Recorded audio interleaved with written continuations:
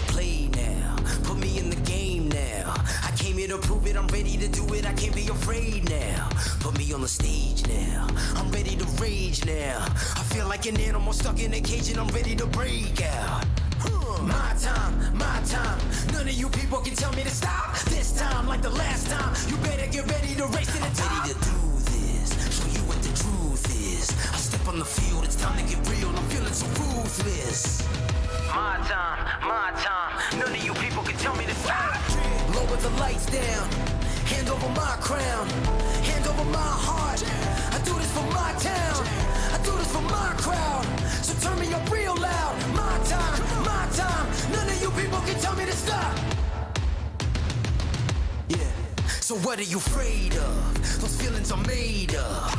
Get in the game, your moment of fame, show them what you made of. It's time that we stand up, it's time that we man up. For anyone asking who is the best, we putting our hands up.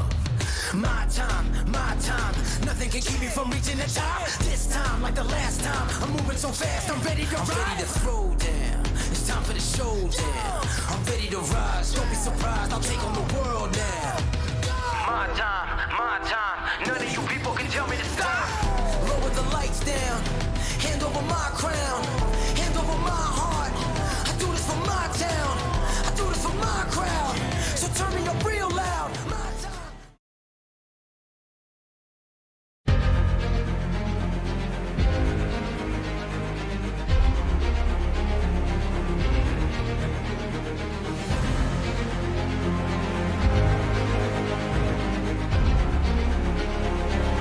This is fantastic. This is GT racing right now. He's got traction, he's going around the outside of both of them! Maloney! Oh, he's taken Anderson! Anderson's up to Oh my god! Big crash! Oh my goodness, half the field's going to get full! Second very close. These guys are want to make their way through the field very quickly. Oh, here we go! Oh no! That's massive! This is it! This is over! I can't believe this! Oh my god! God, what?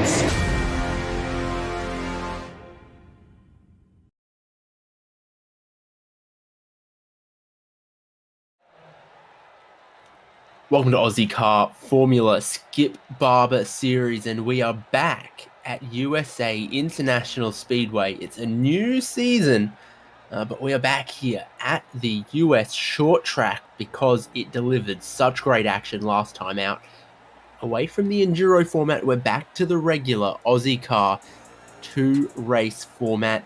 15 minutes for the first race, 30 minutes and a pit stop for the second race. What an interesting pair of races it is going to be here at USA Speedway. Qualifying has been run already for race 1, so that one is not far away at all. I'm David Haynes. I'm joined once again this season by Jason Fewens, and it's Jay Kennedy madly pressing the buttons and probably getting rapid eye movement across all 4 of his monitors. Jason, what are you expecting to see here? Because always the slipstream is a big deal in the skippies, but actually less around this oval than you'd think. Yeah, this is something completely different the drivers aren't necessarily used to. We're not normally left and right turns. Obviously tonight we're just continually going left, and the opportunity to over-under someone into a corner is not really there. If you're going to pass someone, you've got to go on the high side, take them around the long way. And of course, that's where you'll find all the marbles, and they're not really used to dealing with those on the oval circuits either. So close times during practice and qualifying. It's going to be very, very tight at the top as it normally is in these cars. So I haven't got a winner who I'm going to pick tonight. I'm not game enough to. It's that close up top. Oh, I think that's where the smart money is not putting any of your money anywhere at all, because anything can happen in Skip Barber, and anything can happen on a short oval like this. But this is how we stand after 3 rounds. Stella McKellar leads the championship by 10 points over defending champ Ben Snell. Then it's Alex John, Russell Clark, Braden Martin, Sean McKenzie, James Chastanoff, Dennis Hancock, Matthew Mites, and Nathan Verney. Look at how close some of those points are. Tied for 9th. Just 10 points at the lead, and once again it is a big grid, so any small mistake will be greatly punished when there is 25 drivers behind you all lined up eager and ready to take your spot and crucially take your points if you're any of those drivers. This is our grid for race 1 though.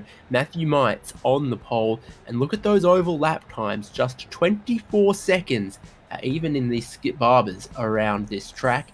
Ben Snell, Sean Doyle, James Chastanoff, Donald Sabanel, Brady Baldwin is the top 6. Then the next group of rows, and they are rows for a rolling start 2 wide on the oval. It's Russell Clark and Alex McKellar on row 4, Braden Martin and Jeremy Bush on row 5, Dennis Hancock and Greg Holmes for row 6. Peter Wilkinson and Lee Harrison are rounding out row number 7. Nathan Verney has got a company of Tim Corn on row number 8 tonight, followed by Sean McKenzie and Philip Paradiso. Still in the 24s there, and we're way back to row number 9 at the moment, so indicating just how tight things really are. Ira Felberg and John Schultz on row 10. Farron Hancock's and Ash Knowles. And around row 12 tonight, Craig Kerman and Tim Harris. Yeah, Simon. And the grid continues. Like we mentioned, a big one. Simon Dobner, Leon Williams, Cameron Cousins, David Summers, Darren Lesueur, Sean Carey, and then Anthony Connors, Adam Axton, and John Snell. There's no qualifying time. Nick Scariev is our race control tonight. No matter what, that is a good-looking grid. A lot of familiar names. My goodness, they all look great. Lined up 2 wide, ready for the formation lap, and then into the first race here, which is going to be 35 laps, but that is going to fly by. We have my favourite new safety vehicle there, my favourite new pace car. It's not the truck, it's not the Mustang, it's not the Porsche 911, it's non-trademarked sedan. So tonight they'll be leading us off on this pace lap. As the car, you can look back now at the back of the car, and the race cars are lined up around the turn 4 there, so showing the depth strength of the field tonight. So there'll be some guys that are a bit disappointed with their qualifying performance, and they'll be looking to come through the field as the race develops on. Like you said, 35 laps, plenty of opportunities to get the pass done. But there's also going to be a fine line between patience and aggressiveness as well, David. So anything can happen, and it probably will. Exactly. Championship leader starting from 8th on the grid. Second in the championship starting from 2nd on the grid. On the outside, the inside line last time we were here was really the place to be. Drivers weren't getting a lot of traction, a lot of momentum up high. They wanted to be down against the apron, against that yellow line at the very bottom of the banking. And if you ended up high, you wanted to get low, get to the inside as early as you could. Let's see if that's still the form with this weather, this track, the way the marbles are in a 24 degrees Celsius track. It's what we have got. We've also got lots of fans in the stands who don't know how to turn their iPhone off auto flash. Don't know if it's helping them, but their enthusiasm is delightful. So one more formation lap around this short little track, and then it's Matthew Mites who's on the front row with the inside. That is the place to be with a no pit stop 35 lap race ahead of us for race 1. Should be no pit stops. They should have fuel to get all the way. Mites, where he wants to be on the inside, Snell on the outside, and then I think Sean Doyle there on the inside on the second row. Not a bad place to start either. He had a good look as we get underway, take the green flag, and a solid jump from Mites, already taking it single file for the first 3 cars. Not a bad jump there from Sean Doyle either, and they are already rapidly trying to get single file because the high line, the outside, isn't working, but Doyle has left the inside vulnerable to James Chastanoff, who's got his nose all the way down there. Suddenly, it is double file once again for third. Yeah, you leave your door open here, and they're not going to have a second opportunity for someone to come through on the inside. So Doyle winning that little battle there, but Chasty hasn't quite given up on the... It looks like he falls back into line now. Single file again, so they've quickly worked out between the two of them that going 2 wide is not the quick way around this circuit. So no giant movers up front on the race start so far. Baldwin up 1 spot, McKellar up 1 spot. That looks like Paradiso Is it? Yes, it is. Losing out a spot or two. Car looks all fine, though. He'll get back up to speed, but look at how railroaded you get if you lose just a little bit of momentum on this oval. Still, this too wide for third place. Aggressive wheel movement from Chastanov. He doesn't know what the rear of the car is doing. He just knows he's got it down low on some of the scruffy stuff, right up against the apex. The car is not planted, but is it quick? Is it quick enough to take away third? That is his mission. And then Brady Baldwin in fifth there. It kind of boxed out, doesn't know where to go. And they almost had a little bit of a collision there between third and fourth in that particular disagreement. Doyle has gotten it back. As we tick over for the start of lap number 5 now, so we're well and truly into this race. Tyres should be warm by now, so that's something that the drivers had to contend with on the opening lap while they get some heat in those tyres, and we've got a bit of carnage here happening at the back of the field already. There's a couple of cars being collected. Peter Wilkinson reversed into the fence. Yeah, some cars in the fence, some cars into each other, and it's, spelt disaster for Nathan Verney, who's had to put it on the tow truck before the leaders had swept around. Traffic in this 35-lap race could be an issue in the 70-lap race coming up for race 2. It absolutely will be, with just a 24-second lap around USA International in Lakeland, Florida. Oh, that's where it was. It kind of met the same fate as Oran Park. Oh, what is going on here for one of the Team Milo cars? Shouldn't need to make a pit stop, but John Schultz is going to have to with suspension damage. As he hit another car, as he been one of the drivers who's ended up in the wall. White's leading, Doyle second, Chastanov in third. My goodness, not great for Ben Snell, who's all of a sudden found himself losing out and getting railroaded here.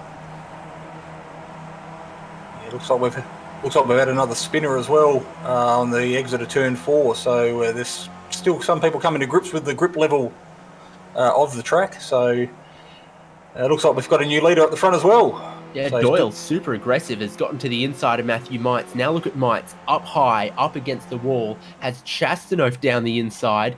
And who else is maybe going to follow Chastanov through? It is a sea of green at the front of Ozicar. Skip Barbers once again 3 wide on that particular pit straight. Ridiculous stuff here that they are not trading more wheels, and I want to call it a Milo sandwich, but that's incorrect when the filling is Brady Baldwin. And with Sean out front and these guys tripping over themselves, this might be an opportunity for Sean to get his head down and pull a bit of a gap. Will be hard on this short circuit, but he's already got 0.4 of a second. So if he keeps his car off the wall, keeps those 4 wheels pointing in the right direction, and worries about what's in front of him instead of behind him, he might be an opportunity to make a bit of a break here. Deja vu for Brady Baldwin, who's almost in the middle, 3 wide once again, but then wisely it was Ben Snell who decided to back out of trying to take it 3 wide. Now it's Chastanov who's going to get boxed in. It's Ben Snell in Milo, looking to the inside of Baldwin in orange. Not able to do it now. Difficult spot for Snell as Chastanov, whether he's on the inside, whether he's on the outside, he refuses to give up. He keeps just trying to hold his lane, trying to keep his momentum. It's causing a bit of a checkup and a bit of headache for some of these drivers behind. But your top 9, these drivers in this pack appear to have broken away a little bit from the rest of the field. McKellar, starting from 8th, now worked his way back up into 6th in the slightly darker orange. And what is this here?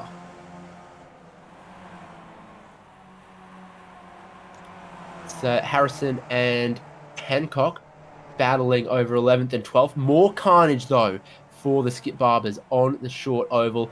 Missing the rear wing for Farron Hancock's Greg Holmes in a very, very awkward spot, trying to Austin powers it around to facing the correct direction without coming to grief with the traffic going by on the banking. So that's something we haven't talked about yet, David, is the short track, and with those little incidences building up, the leaders are going to find themselves coming on the back of the pack real quick. So that's something that they're going to have to contend with. So it might not necessarily be the ideal position to be out front leading at the moment. And you've got Matt Mites and Brady Baldwin sitting in 2nd, 3rd at the moment. So they might be in the ideal situation or the position as the race unfolds to snatch this one away at the end of it. So interesting to watch here, as there was a lot of side-by-side between Snell and Chastanov. Now McKellar has gotten to the inside of Chastanov, hoping to get enough speed down low to come up and clear him. I think he might almost do it, but then for the lead, Matthew Mites is back out front. Baldwin is down low looking for second, and Sean Doyle from the lead is back into third. How it can all change so quickly around a track like this. He's still up high, trying to find that grip, trying to get rotation, but he has nothing compared to Baldwin. And as these non-oval designed cars keep on lapping, that outside front tire, that front right, I think is going to start to take a real punishment, and that's where the drivers down low can hook their inside tires on the apron, get a lot of rotation in the middle of the corner so they can carry speed in, carry the speed out. Now Doyle's trying to do it again, but he's got to worry about Ben Snell immediately behind him. Oh, so close to contact. Snell changes lanes, looking to dive it in down low. The longer they go on these tyres, I think the more favourable that low line starts to look. Because if anything, I'm seeing a lot more understeer now compared to a bit of oversteer we were seeing on the cold tyres for the first 5 laps. Yeah, it's certainly going to get worse before it gets any better. So we're on lap 18 at the moment. We've reached the halfway point of race number 1. Of course, there is no pit stop necessary during this race, so they are dealt with the tyres, or the harder they work the tyres now, the harder the end of the race is going to be for them, but it'll also be a good learning curve for what they can possibly expect in race number 2. So it was Baldwin to the lead through the corner, it was Mites to the lead when they got onto the short straight, and now the two of them are catching a whole heap of traffic here, and that is going to be causing a headache for Baldwin. It's going to be causing a headache for Mites, but I think you'd want to be down low approaching the traffic to clear it most effectively. This is causing a real checkup. Baldwin boxing Matthew Mites against the traffic to try to defend his lead. It works, at least for the moment, and laps rapidly ticking down this lead battle. Look at them all go. 15 more laps.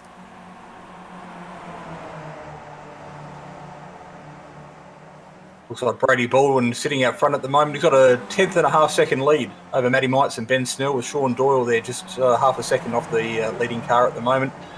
But amongst that, there's a swallow of about 4 or 5 other cars ready to pounce, given any little mistake from any of these guys up the front. So it's precious stuff at the moment, but they all seem to be holding it together relatively well.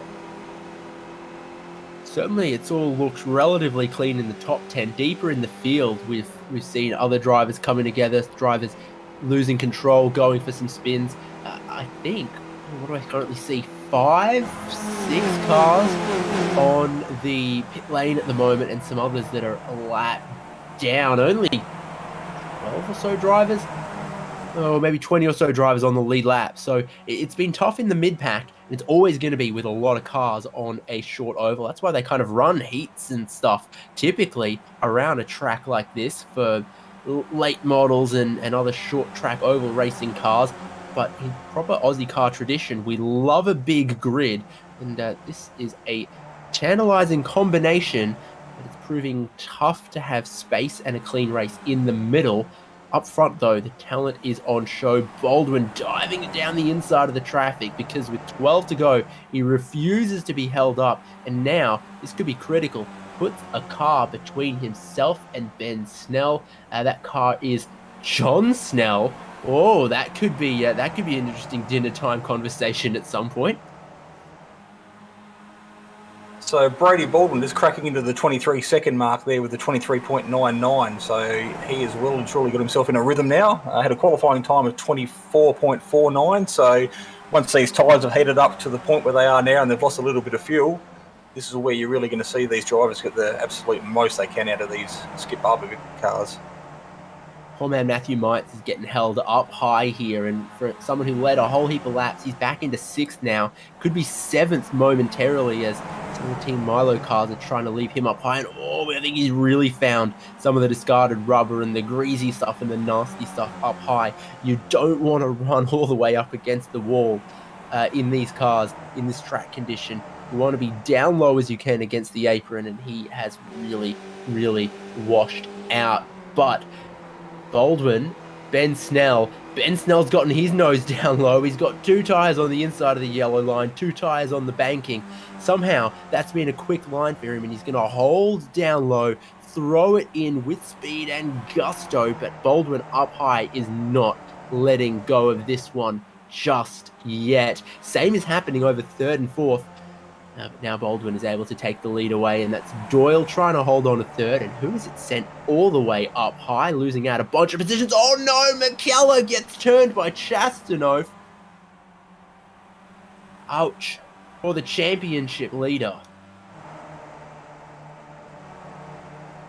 Yeah, it's obviously not ideal for his championship campaign, but it is only one race, so he'll be able to reset after this. We've got 7 to go. It's not like it's an enduro where there's double points on the board for losing or gaining, so he'll just have to regather himself now. He's dropped back quite a midway through the field, so for him it'll all be about making sure he deceives that checkered line, banking any points he can get, and then coming out and proving why he's the championship leader in the next race. Well, they've taken the Miller Lite out of the coolers in victory lane, because in 5 laps, it's going to be one of these drivers. Is it going to be Ben Snell down low with his nose in front right now? Brady Baldwin somehow managing to hold mega speed in the orange machine up high? Or could it be Sean Doyle back to the lead as he's watching, waiting, feeling it out, but rapidly running out of time to make a move, hoping those two tangle, hoping he can do something.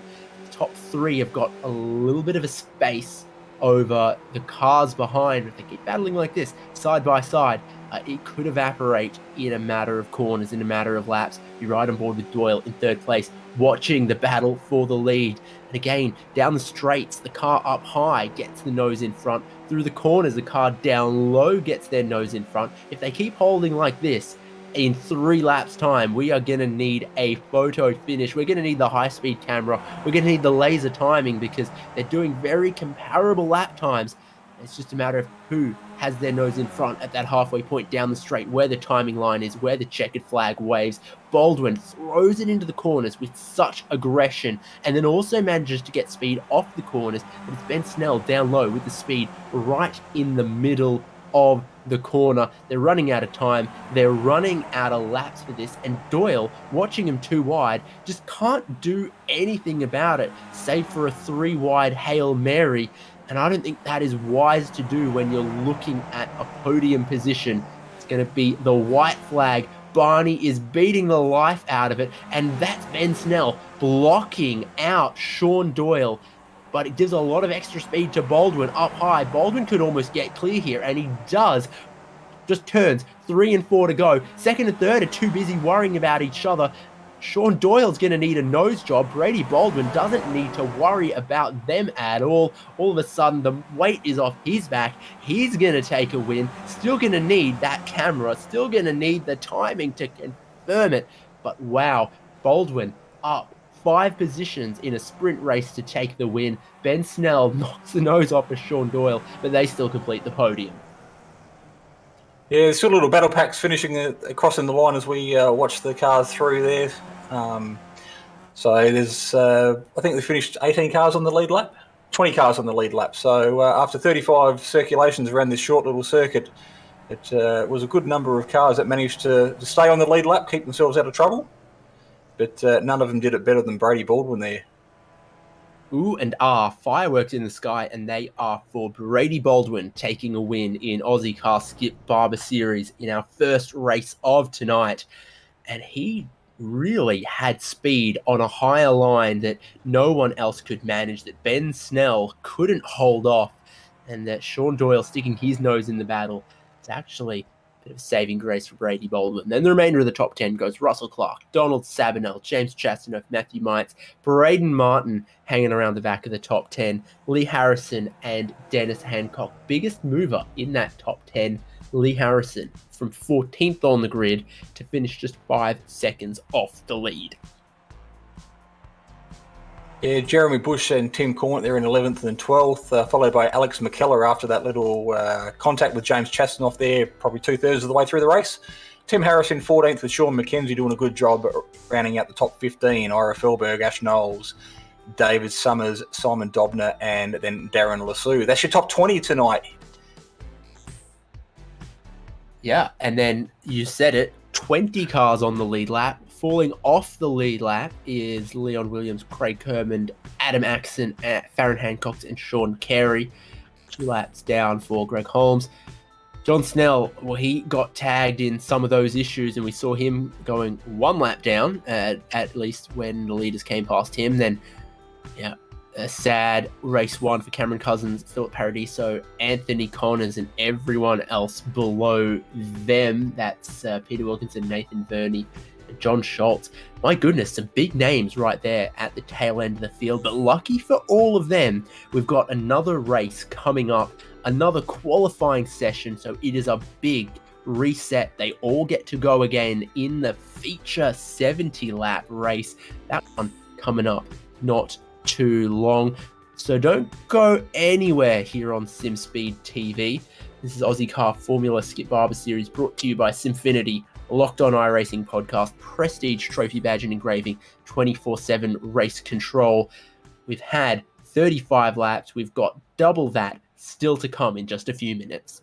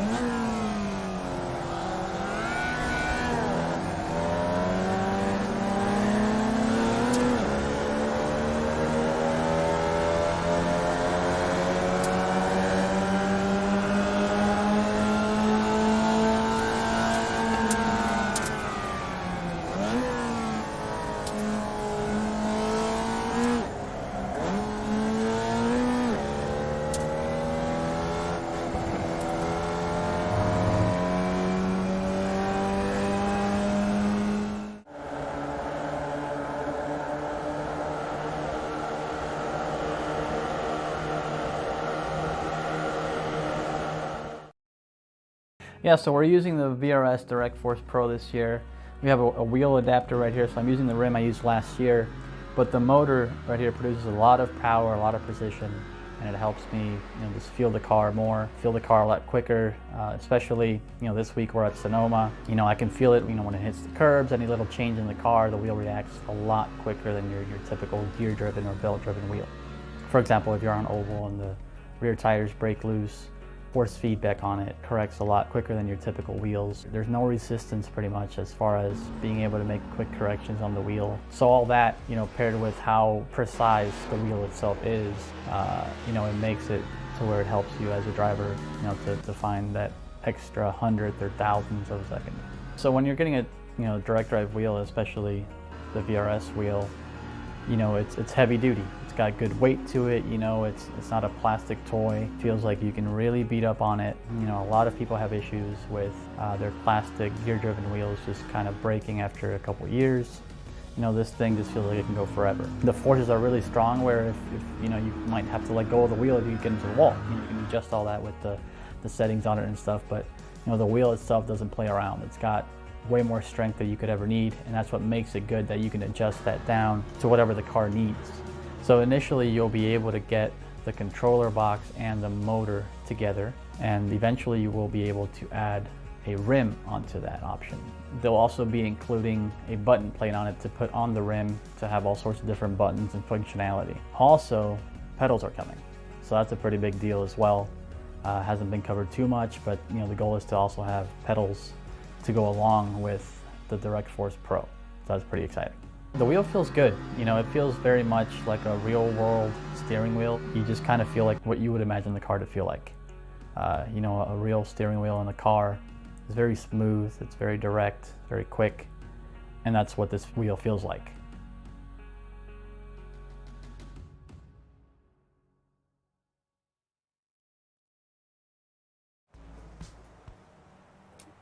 Hope you're sitting comfortably, and if you had to run anywhere, run back, and welcome back to USA International Speedway for Ozicar Formula Skip Barber Series. Hope you're sitting comfortably, Donna Doyle. I am, and 70-lap race coming up for us, and it is really going to turn some of the intensity up another notch, but also in that longer format, because Jason, the pit stop is going to be required. We've also heard potential for some caution laps if we see a big incident, some of which we did see in the back of the pack in race number 1. So all of that, it's I don't even know what kind of cake it is to describe when you started with such a delicious layer and then we add another 2 layers on top of that. It's not a pavlova, but I'm looking forward to it. Well, big fan of cake, so whatever it delivers, I'm sure I'll sink my teeth into tonight. So, like I said, yellow flags could play a big part in this as we bring the cars back into a group again. And they say cautions create cautions, so we hope that doesn't happen, but I'm expecting it to possibly be the case. There'll be cars that possibly get caught up in the wall and then bounce back into traffic. We saw that happen in race number 1 where we didn't hold any cautions. That was just a race from green to checkers. But race number 2 now, completely different kettle of fish and a different mindset these drivers have to get themselves into. Yeah, so track for race 2 looking very, very similar to race 1. The temperature looks about the same. It is a warm Florida evening. I've experienced 1 or 2 of them myself, but key to this this racetrack as well is all those marbles. You can see them quite clearly. They're everywhere from about 1.5 car widths up off the apron. It is filthy up against the wall on the outside of these corners. We're riding on board with Adam Axon as he's going to start his one and only qualifying lap. Here it is. So it's got to be picture perfect. It is shootout style qualifying on the oval here. That is going to give us potentially a very interesting grid, knowing that they get 1 outlap around a 24-second lap here. Everyone is going to be qualifying on some very sketchy, very cold tires, and it's not going to be necessarily representative of the race pace we saw last race. It's going to be about who has a touch on these cold tires. Yeah, we had a 24.49 setting our pole sitter last race, and Chastanoff's already succeeded that. He's got a 24.4 sitting on top of the grid at the moment. So a little bit more pace in this second race to expect, but like you said, only one opportunity to go out there and get the job done. So you make a mistake, you don't get those heat in the tyres, and you can find yourself buried very, very deep into the field tonight. So actually, Dave McKellar is the one I'll be very keen to see where he is after that last race. It's critical he puts himself in a good qualifying position for this race to capitalise on another haul of points. Is this warm-up from Ben Snell, or has he already put his time in? He hasn't yet, so he's really on that outlap, trying to put some load in, trying to warm up the tyres best as he can. I think, has he now started his flying lap, or was that it? I think he should have started it just now.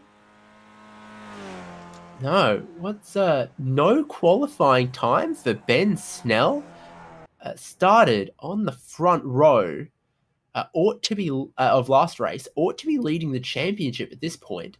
And at the moment, from everything I can see, he's going to start 35th and stone cold dead last in this race.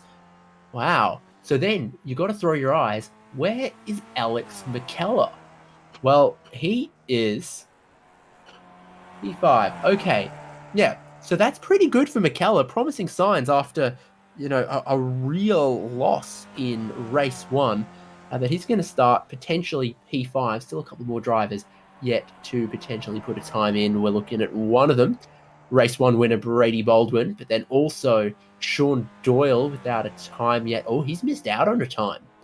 He's done his laps and not put one on the board. So, that's super slidey from Baldwin. That's not what you wanted.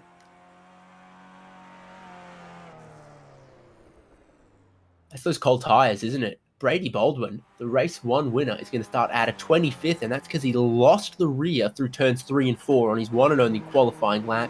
The tires were cold. He pushed hard, but he pushed over the limit and really scrubbed off the speed in what is not a high horsepower car for a short oval. Yeah, so there's going to be some big names that are going to be coming back through the field. We have 70 laps around here for this race number 2 tonight. Like we said, the possibility of a caution is quite high, so that could bunch the field back up and make for an exciting finish to the end of the race, David. Yeah, exactly.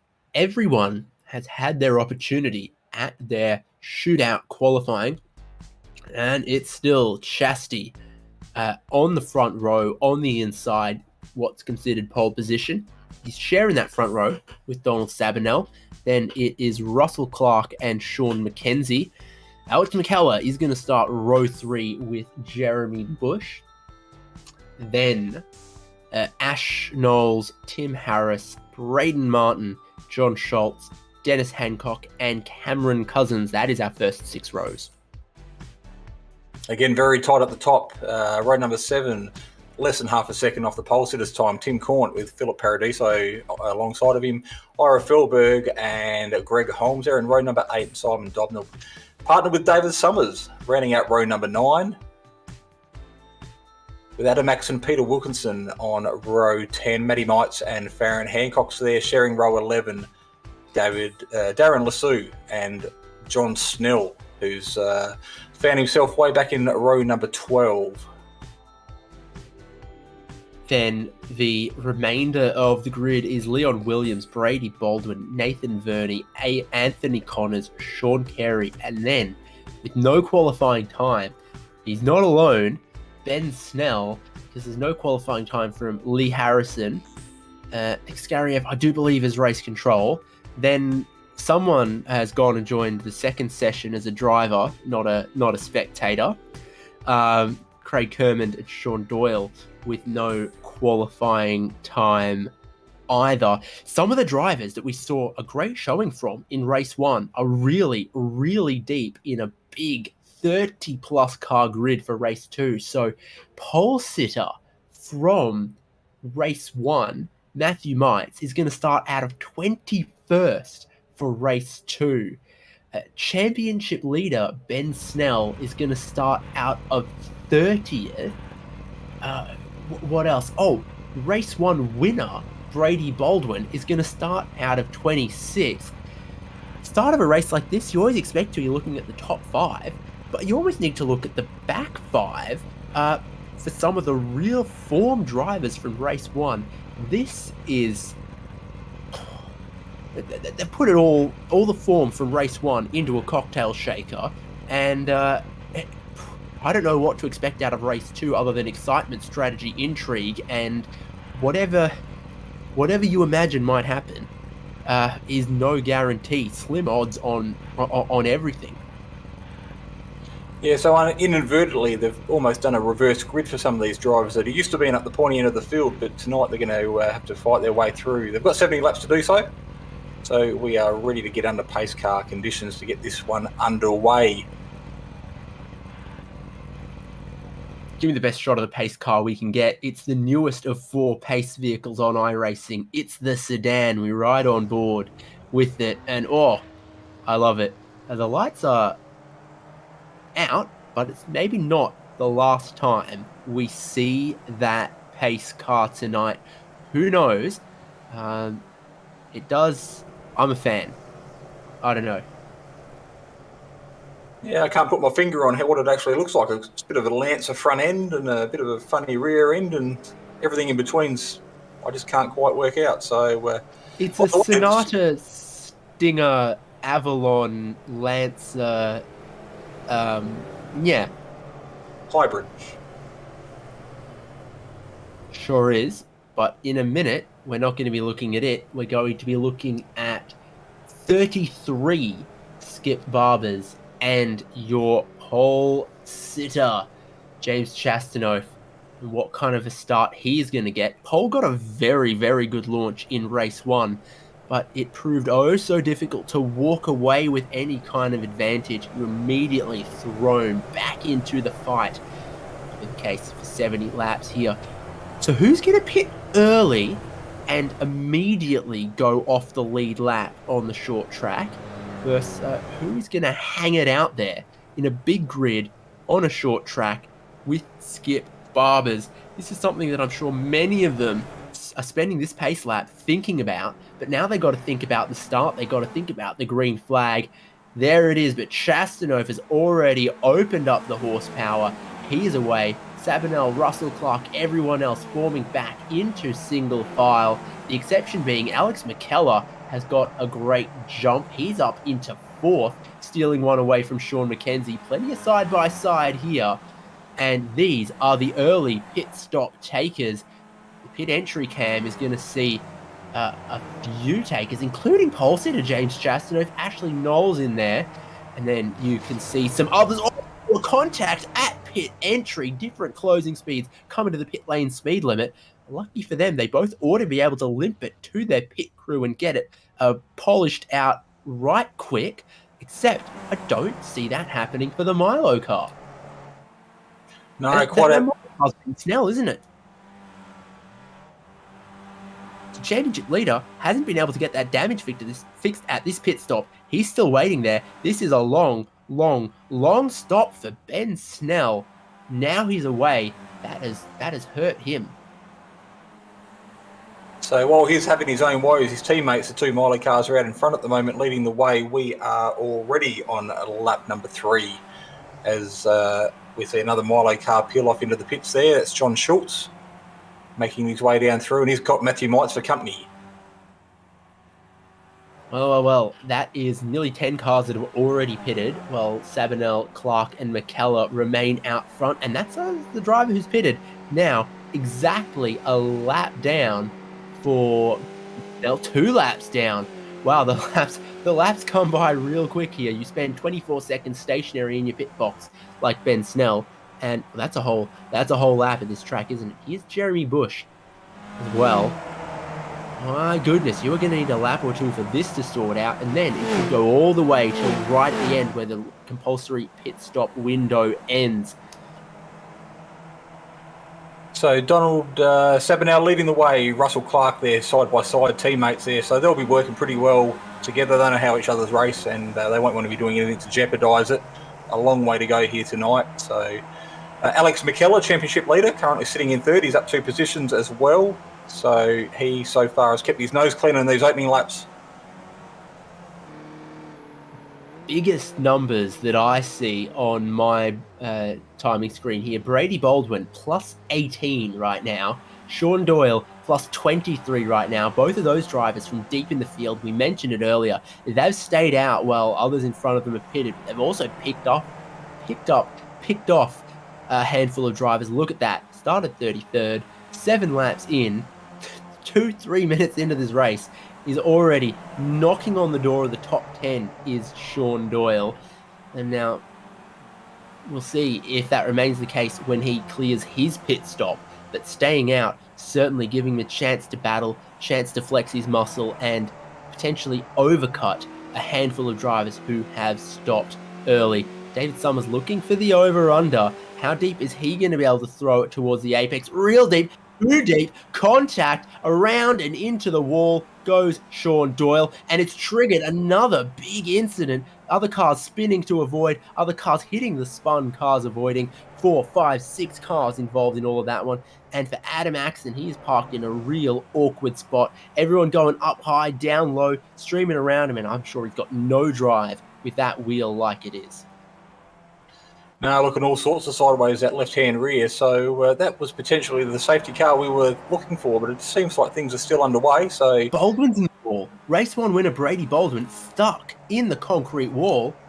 Has he got any drive? The left side of that car mangled, the rear of it mangled. It's on the tow hook. So Brady Baldwin and Sean Doyle from deep in the field, big moves up the field, now all the way to the back again. Here we are in lap number 11. We've got 10 cars on the lead lap, so it looks like everybody else is either pitted or has some kind of carnage at the moment. And our race leader being Russell Clark, starting from the second row of the grid, so he's managed to keep his nose clean. He's got Alex McKellar for company and Donald Sabadell in that same group as well. So our pole sitter Chastanoff on screen at the moment, currently sitting back in 11th. He was their first one to pit on the start of lap number 2. Yeah, Chastanoff, Knowles, and Schultz, the top 3 of our drivers have pitted. They've had, well, Chastanoff and Knowles, some very good pit stops, just over 10 seconds. Compare that to a lot of the other pit stops in the 12 to 13 second range. Compare that to Ben Snell with a 23-second stop for some reason. Now, that time on pit lane, super critical when track position is really important as well.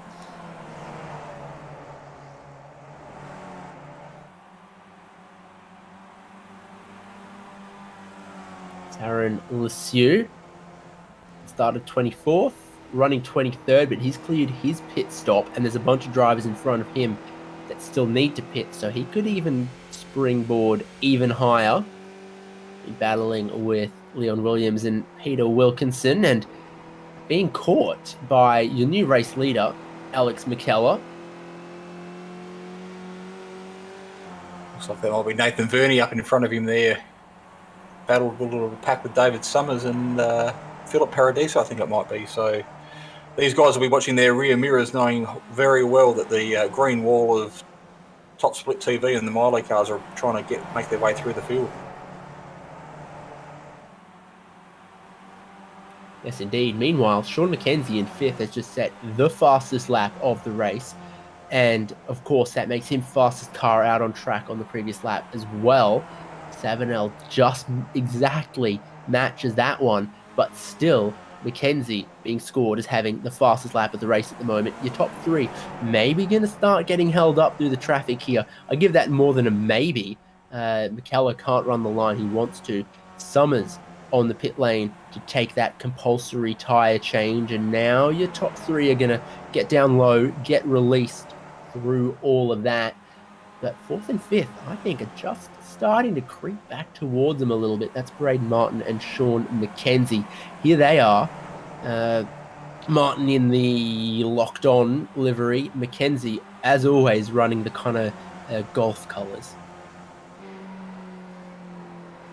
It's good to see some of these lap cars taking the high line, getting out of the way so the leaders can get through unimpeded at the moment. So it sounds like everybody's doing the right thing, keeping themselves out of trouble. McKenzie also with the little big house sticker on the car. That pub is about 2 kilometres from where I live, and I've never been.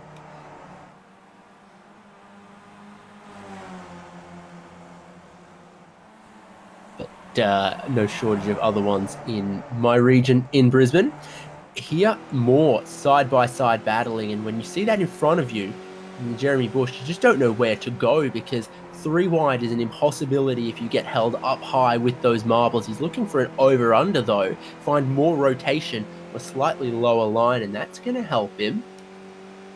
Yeah, getting good drive there out of turn number 2 as he approaches turns 3 and 4 here at the moment. So that little move working for him as he picks his way off through the field and moves up another position.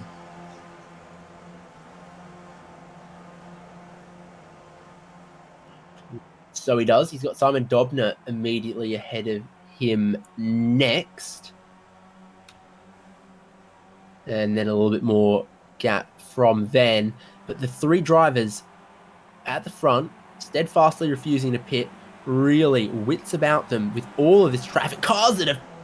And a late move there by whoever that was caught McKellar by surprise. He wanted to get down low. He wanted to get to the inside, but the other car saw him approaching, kind of drifted away with it. Is this Ben Snell trying to get a lap back on Sean McKenzie here?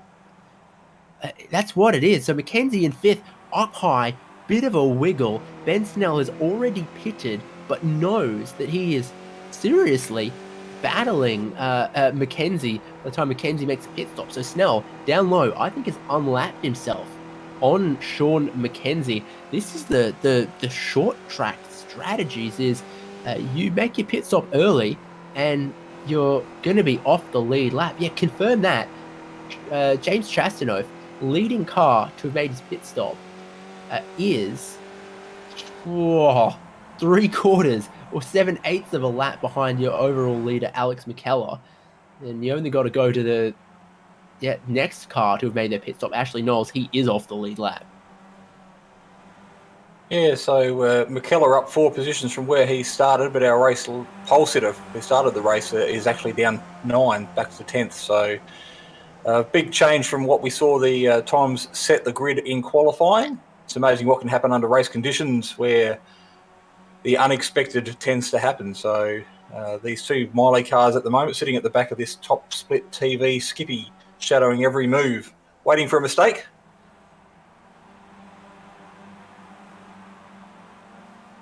Complicated state of affairs with 2/3 of the field having pitted, therefore appearing a lap down or in some cases a little more. And what's their delta compared to McKellar, Clark, Sabinell at the front? Braden Martin, by my timing screen, has joined them. In fact, he is right in behind them. So he's caught up quite a lot on the top 3. Right on board with him, and he's following... Oh no, he's got a couple cars now between himself and Sabinell. So there was no one, and then there's now 2 cars in between himself and the top 3, and then he'll probably claw it back. It is a tough life in the traffic. Yeah, a bit of seesaw action happening as the cars make their way through the field, and you'll find yourself one lap, you'll fall in your favour, you gain yourself a bit of time, and then all of a sudden, without any warning, will get taken away from you and you'll find yourself back where you were a couple of laps ago. So makes for some interesting racing, makes for the strategy to be very, very difficult to guess. But that's the joys of short track racing that these guys no doubt enjoy.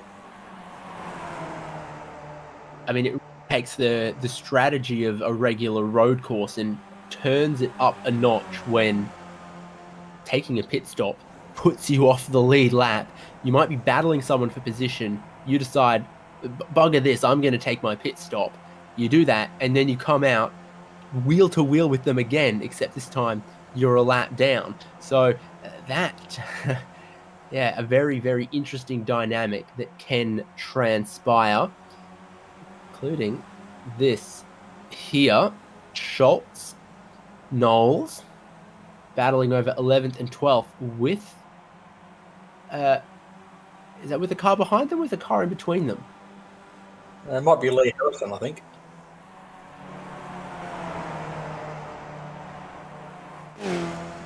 It is nose to tail for John Schultz and Ashley Knowles. No longer, as Knowles looks down the inside, really hooks the tyres to that apron, gets great rotation there, might wash out a little bit in the middle, then immediately has to kind of defend the inside to stop Schultz returning the favour immediately in the next corner. But Knowles getting a little bit loose there through the corner, and that's given the 2-9 car of John Schultz a look in as they make their way down the straight there. But Knowles doing a good job, managing to hold the position at the moment. Right on cue. Schultz is going to get down to the inside, and he's looked really good from the apex, carrying the speed off the corner. It's looked good for Knowles to the apex. It's looking good for Schultz. He runs off the corner, runs Knowles all the way up high, and the minute you get run a little bit high, you're into those marbles, you're up even higher. So it isn't, all of a sudden goes from really steadfastly holding his position to just getting in the filthy stuff, losing that grip, and then that has a compounding effect. So top 3 that we were seeing, McKellar, Clark, and Sabinell. Martin's dropped back, and immediately behind him is Sean Mackenzie once again, but with Ben Snell, it would appear in the middle. really got to double check the timing to see cars that appear to be battling on track that are actually separated by laps and pit stops. But if you're one of the drivers who took your pit stop early, you can't afford to, back off through the traffic now. You've got to fight for the positions like you're on the same lap as them, because when the other driver pits, you will be. So we're on lap 36 of 70 at the moment, so we have reached the halfway point. So I wouldn't expect any of these top, what have we got at the moment, top 9 cars yet to pit. They won't pit to the absolute death knock of this race, I would suggest, unless we do get that safety car. So that might be some of the strategy these guys are hanging out for. It's not a guaranteed thing that it's going to happen, but there was talk between the drivers that there was a high probability, and some of these guys might actually be banking on that actually occurring to help get them up the pointy end of the field come the drop of the checkered flag. Wilkinson with a great view of Sean McKenzie, who's up front down low. Ben Snell up high. Yeah, looks like understeer when you get up that high for Snell.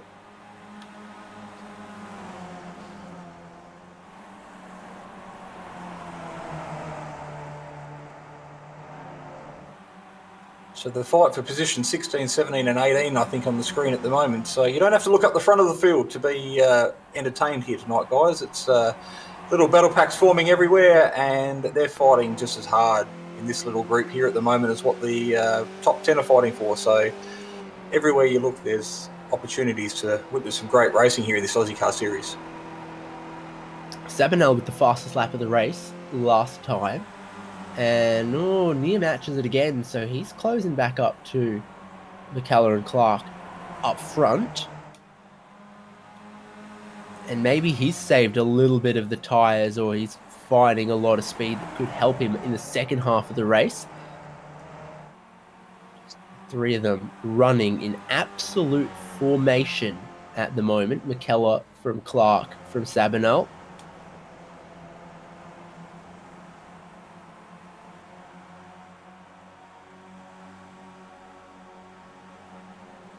And with McKellar in this position, if he goes for the pit lane, the drivers behind can react to it, either to copy him and pit on the same lap, or to try to go longer.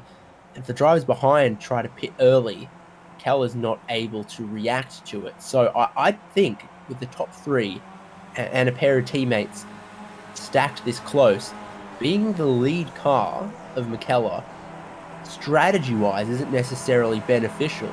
You don't have all the information to work with, like second and third do, making their strategy decisions.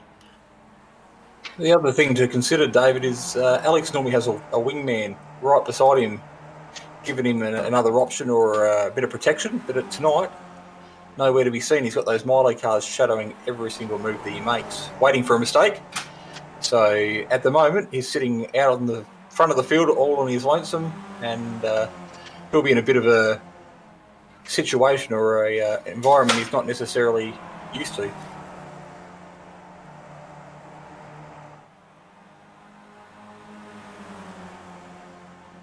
Yeah, precisely.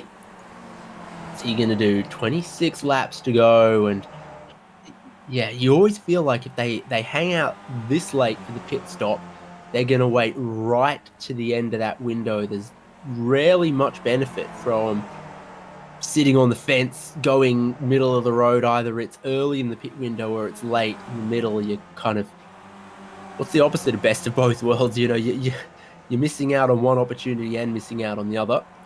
Harrison and Knowles. I feel like this is, again, Lee Harrison in front. Knowles has been making up a couple positions, I think. So too is Lee Harrison from right at the back of the grid. He's made his pit stop, running third of the cars that have pitted, being scored plus 19 positions. He's going to need to get defensive, though, if he's going to hold Knowles behind. That very distinctive paint job there of car 370. Stands out anywhere you look on the track. It's that Lightning, or no, I won't say Lightning McQueen, but car's livery there, very Italian, red, white and green. So great looking livery there by Ashley Knowles. The one you're thinking of was in Cars 2, so I've intentionally forgotten about it because that movie didn't exist. Francesco. You're correct. That's who it was. Added to a little bit of coffee. I didn't know Ash Knowles was into the coffee that much. I'd only seen some pictures of his home brew. I haven't tasted any of it, and that's because he doesn't like me apparently. But one day, he's in a real fight that is brewing there in 12th and 13th. Both those cars that we were looking at have made their pit stop, so that is going to be a fight all the way to the end for the remaining 22. That Lee Harrison is going to have to try to hold off Ash Knowles, who has made some brilliant moves and has looked relatively clean doing them as well. Martin, up front here, that we are looking forward at, was up with the top three, dropped back a little bit through the traffic, and now he's, instead of catching the top three, he's looking backwards at what Sean McKenzie in fifth here is doing. As we ride on board with McKenzie, you get to take a look and a listen at, typically for a short oval, you wouldn't make gear changes, but some of them do in this Skip Barber to help the rotation, to help the drive off the corner. Always in two minds, I've heard, about, whether you hold the one gear all the way around or you maybe take a downshift. The tyres wear down as the race goes on too. That might actually justify that downshift to get the car to turn like you suggested. So different drivers doing different tactics and, of course, different results. And that's where some of this close racing, as we watch McKenzie there get right on the back of Martin, but that's where some of these close contacts could come into place with the drivers doing different strategies and how they get the car around the circuit. Well, we ride on board with James Chastanoff, highest runner of everyone who's made their compulsory pit stop. But look who he's got right up behind him. Looks like that's Ben Snell, an extra lap down. But Chastanoff, he's going to know that his battle is really against McKellar and Clark and Sabinel. If he gets held up behind McKenzie and Martin here, he's losing time to those guys who've gone long. This is a difficult position that he has gotten into. Yeah, fine line. It's you've got to be a little bit aggressive to make sure you can get your way through this field. But as we saw in race number 1 with Alex McKellar getting caught up in an incident that wasn't necessarily his own doing, that could be the end of your race and the end of your championship charge. Put a big dent in it anyway.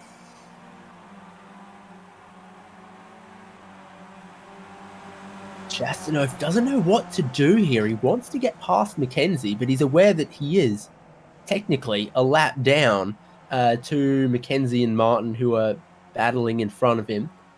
So the gap at the minute, Chastanoff to McKellar at the lead, 27.7, 27.8. And if that keeps stretching out, then this is bad news for Chastanoff if he isn't doing the same pace as the top three.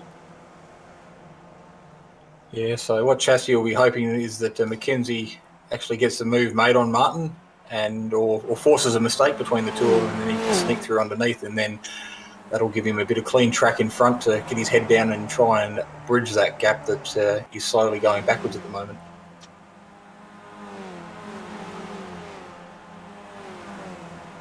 So in a holding pattern for the top 5, top 9 cars that haven't made their pit stop, and then a frustrating part of the race here, I'm sure, for Chastanoff and others, where he's made that pit stop early.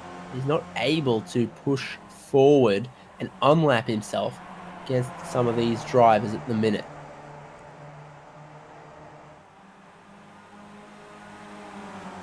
So we've got 13 laps to go, and as we get closer to the drop of the checkered flag, frustration is no doubt going to set in with some of these drivers. And as we see Chasty get a couple of wheels up level with the back of Knowles in front of him, but unable to capitalise and drops back in behind single file again. It really looked like Chastity was looking at picking off Sean McKenzie as we get, only a couple laps away from the end of the pit window. Here is Ira Felberg. So now there is only 8 yet to stop. He's the top 3. Russell Clark right with McKellar. Don Sabinell in the picture as well, throwing it in down low. Good speed, a lot of good speed off the corner as well for Sabinell. That bodes well for if he has to make some moves after their pit stops, or even on the lap coming towards the pit stop.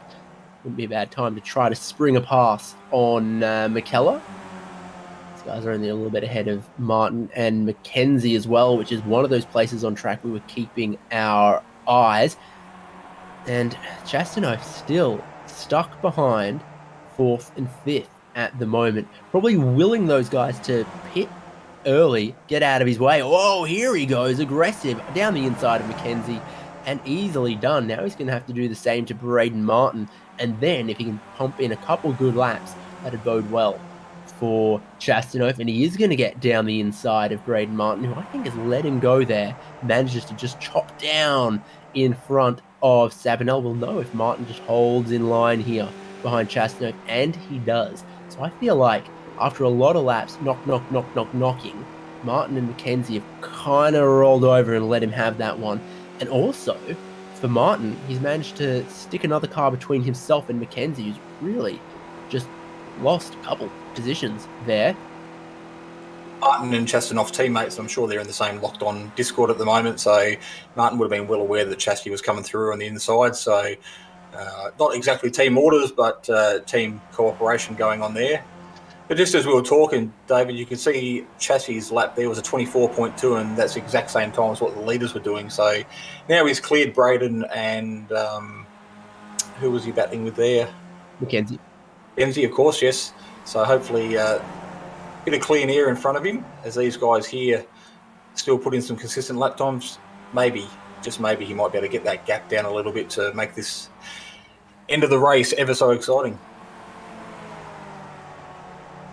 Tough to gauge because the pit lane transit times have been anywhere between 30 seconds, 33 seconds, 35 seconds, and Chastanoff is 28 off the leader at the moment. Does that look like McKellar running a little wide, washing up high on the exit?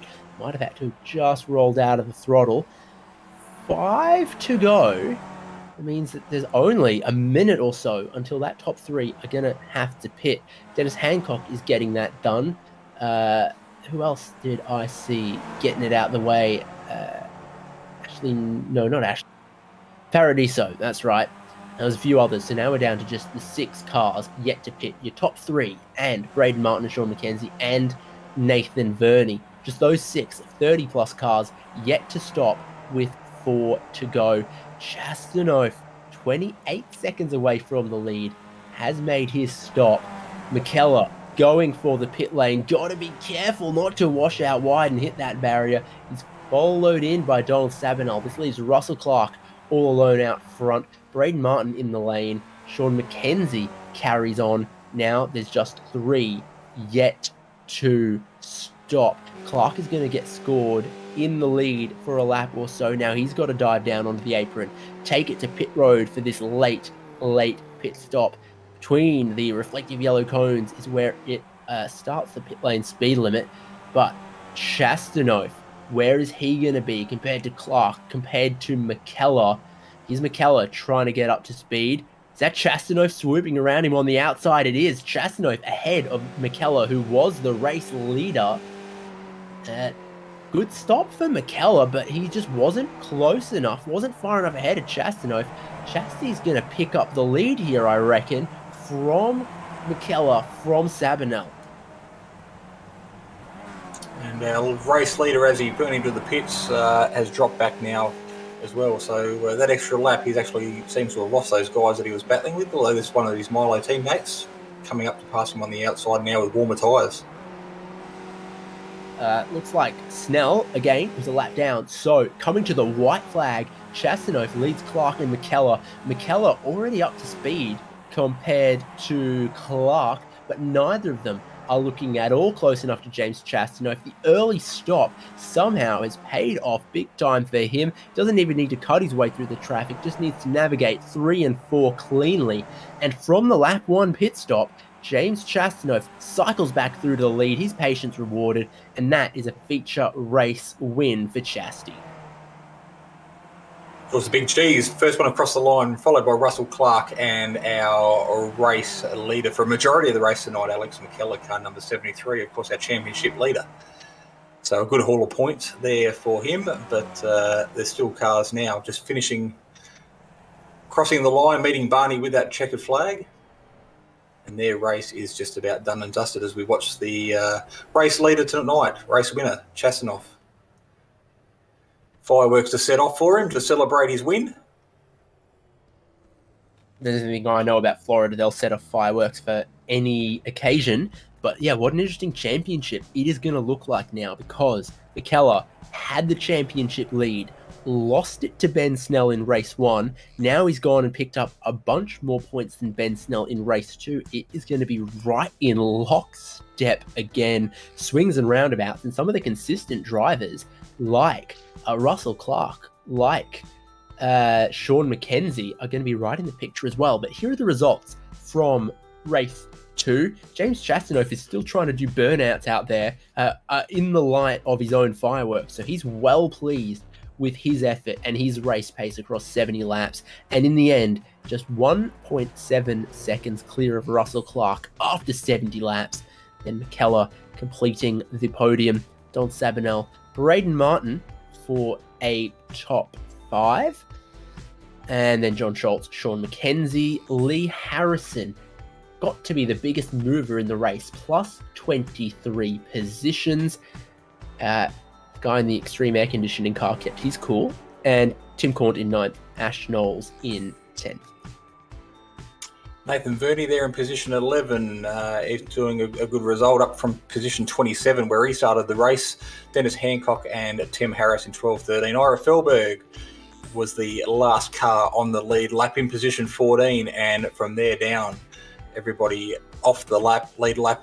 Ben Snell, Anthony Connors, Peter Wilkinson doing a good job in position 17 there. Simon Dobner, 18. Farron Hancock and Jeremy Bush in position number 20. Then let's look at the remainder of the field. David Summers, lap down. Leon Williams in 22nd. Philip Paradiso, Darren Lesueur. Then retirements, walking wounded, Greg Holmes in 25th. Poor Sean Doyle there.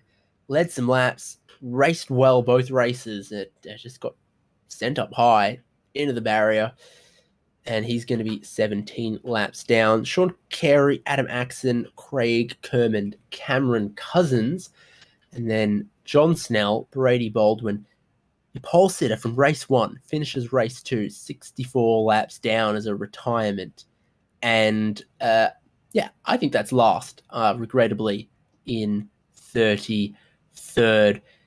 Well, while we were running down those results, James Chastanoff was still cutting laps of the track, doing burnouts, putting his nose against the wall on the front straight, leaving as much smoke in the air as he could.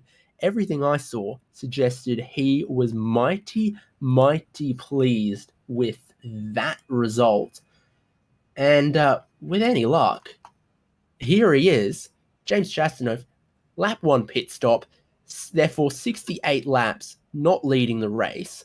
And it gets rewarded. You cycle back through to the lead, and surely you spent about half an hour biting your fingernails down as far as they can go there.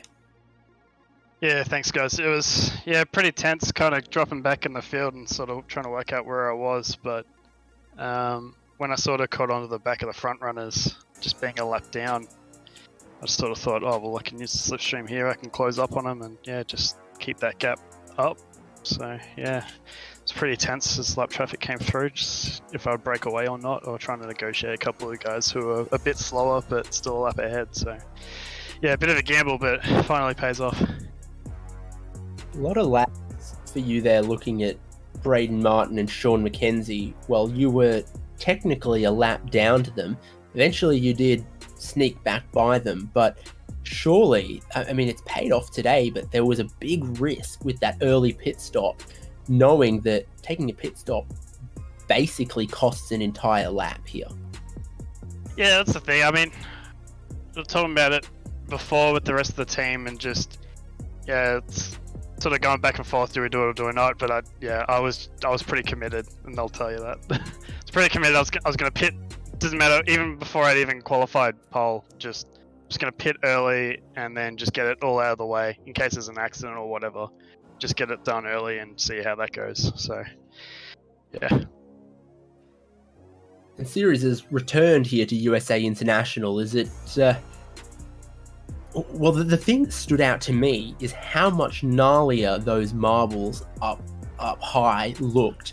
Was it sort of a bit of a one groove track today? Yeah, it really was. I mean, especially the race I did was just, I didn't want to lose any time, and there's a little bit of maybe like a possible fuel issue as well if you're out in clean air. So really on this sort of longer race, you just want to sort of follow in line, whereas the first race it gets a little bit hairy because there's nothing you can really do strategy wise with it. So knowing that I was on an alternate strategy, I just didn't think it was any point risking anything at all and just staying in line, and yeah, just following that racing line is probably the most important thing. Well, we saw you did a victory lap and then maybe another one, and was it a dozen victory donuts and then up against the wall? I mean, all indications suggest you were pretty pleased with that one. Yeah, it was. I mean, part of it was just trying to work out what the hell you actually meant to do with this car when you do win. Usually I race the supercar, so it's really easy to sort of throw that thing around and do some donuts or burnouts or whatever. But because the thing has no torque, it was kind of hard to try to work out what was actually going to look any good. So I was just trying a bunch of things to sort of figure it out. In victory circle next to Barney and jump out and crack open a beer, I reckon. Oh yeah, definitely will be. That's a big monkey off my back now. It's been a long time that I've come second or third in these races. So yeah, finally to get a win is pretty huge. Congratulations to you winning the feature race today after 70 laps. Who are you going to thank? First of all, the Locked On guys. You guys have been awesome. Been trying for a while now to try and get the win or trying to get podiums consistently. So yeah, this one's for you guys. If you guys don't know the Locked On, anyone doesn't know the Locked On podcast, check that one out on pretty much any sort of podcasting streaming thing. It's a great podcast. It's been moving up the iTunes lifestyle ranks, and it's almost challenging Better Homes and Gardens. Where's it at now? What was it? 82 last time? I can't even remember. It wasn't top 10. We need to get an update on this each time we get an interview, I think. That's see how we're a job trying. for you, not a job for me, who already had. Oh, you're the one that started it, so it's all good. All right, fair enough. Well, with any luck, we'll see you next week. Yep, hopefully. Thanks a lot, guys. Thanks for all the work you do. It's great watching back. So cheers, guys. Jason, speaking about next week, we move from this oval to Monza, and if the oval wasn't enough time at wide open throttle for you, I reckon from whatever you want to call USA to the Temple of Speed, we've sort of moved up from a little church on the corner to the Temple. Yeah, the Colosseum of Speed. It's draft is going to be absolutely critical here, and this time next week. And of course, a lot of heavy braking zones going into those tight chicanes. So there's going to be a little bit of everything, and a lot of the cars are going to really rely on what we saw last week, where teammates having to work together to maximise that draft benefit. And we will have to see how things all pan out come the end of the race. So join us for that one next week, next Thursday night, here on Simspeed. I love Monza. You love Monza. I'll have to brush up on my Italian. Our drivers will have to brush up on their pit strategy, on their slipstreaming techniques, and how to carry speed through some of the most challenging corners of Monza, through the multiple apexes of Ascari, through the never-ending right-hander of the Parabolica, and through the forest and underneath the banking of a truly historic track in Formula racing, in Grand Prix racing, in sports car racing, but also a circuit that sees so much of this development level open wheeler racing, from Formula Renault Eurocup, F3, F2, F4 racing, all that sort, We look forward to it playing host to Ozicar Formula Skip Barber Series next week. But from us here on Simspeed TV, I've been David Haynes. It's been Jason Fewens with me. Jay Kennedy, the camera monkey, doing all of the real work. Thanks for joining us. We'll see you next time. Ciao.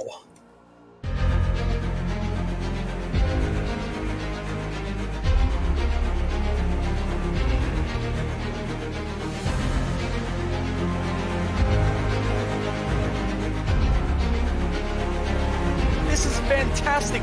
This is GT racing right now. He's got traction. He's going in the outside of both of them. Maloney. Oh, he's taking Anderson.